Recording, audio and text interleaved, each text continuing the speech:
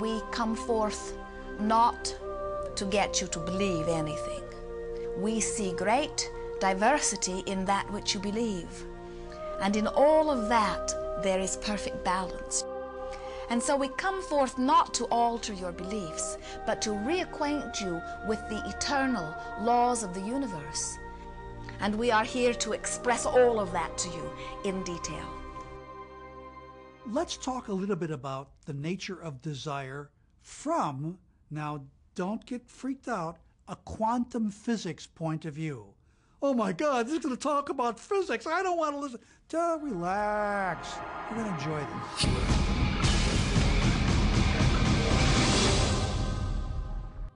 When we look around us, even at our own bodies, what we see is the tip of the iceberg.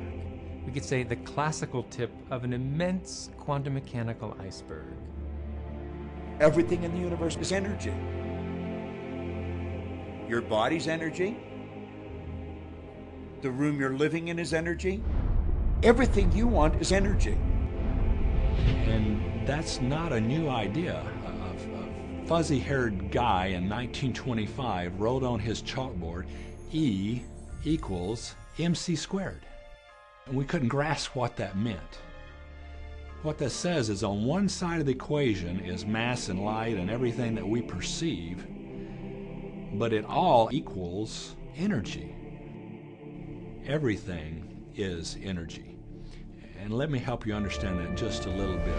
There's the universe, of course, and our galaxy, and our planet, and then individuals, and then inside of this body are organ systems, and then there's cells, and then there's molecules, and then there's atoms, and then there is energy.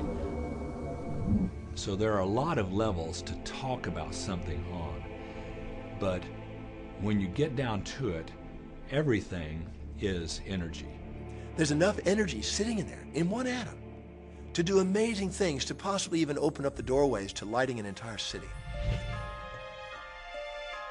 Think of this for a moment. Take your hand and look at it. Now your hand looks solid, but it's really not. If you put it under a proper microscope, you'd see a mass of energy vibrating. And so everything is made up of the exact same thing, whether it's your hand, whether it's the ocean, or whether it's a star. The colored paper with ink on it is not money. It's just energy. And so part of the illusion that we're living in is that, these things are solid. They're not solid. Neither is a piece of wood, neither is a rock. Get the proper microscope and go and look at a wall. That wall is not solid. That wall is a mass of energy in a very high speed of vibration. It feels solid because of the vibration, the rate at which the molecules are vibrating. Everything in the universe vibrates. In other words, everything moves. We live in an ocean of motion. You are vibrational beings in a vibrational universe. Many people are not yet ready to acknowledge that they are vibrational. They prefer to see themselves as blood and bone specimens that they see in the mirror. And we want to remind you that everything that you observe with your physical senses is vibrational interpretation.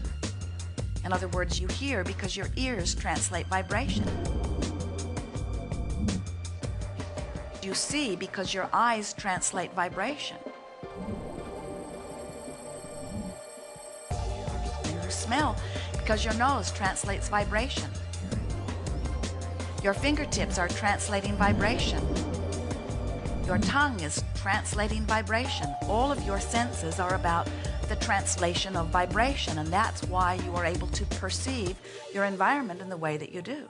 So it's very difficult for us as scientists or engineers or medical doctors or anybody to come to terms with the fact that what our senses are telling us is really not the whole story.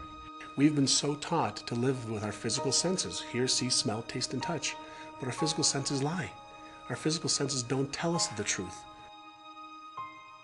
If you only judged by your sensory factors, you'd believe the sun took a bath in the ocean every night and burrowed through the earth and was reborn on the eastern shore the next morning. I mean, the ancients used to believe that, but now you know better than that.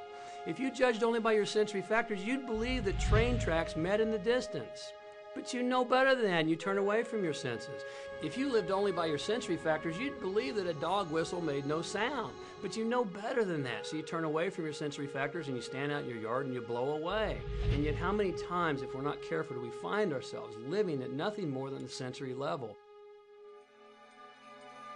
If we take a look at everything in the universe, we know from a scientific perspective is made up of something called energy. So what do we know about the properties of energy? Number one, all energy has a vibration. All energy has a vibration. It emits a frequency. We are frequency generators. If you get close to someone's skin, you can feel infrared energy being given off. If you look at them, you're seeing light energy given off. We now have scans where you can put a machine around somebody's head instead of putting the electrodes on their head, and perceive and record the energy that their brain is giving off. The most potent form of energy, by the way, is thought. It penetrates all space and all time. Every thought has a frequency. We can measure a thought. What most people don't understand is a thought has a biochemical and biological property. Every thought, which means it has a frequency. And so if you're thinking that thought over and over and over again, or if you're imagining in your mind, okay, having that brand new car, having the money that you need, building that company, finding your soulmate, if you imagine what that looks like, you're emitting that frequency on a consistent basis. Our job as humans is to hold on to the thoughts of what we want, make it absolute clear in our minds what we want, and from that we start to invoke one of the greatest laws in the universe. You've probably been sitting there wondering, what is the secret? I'll tell you how I have come to understand it.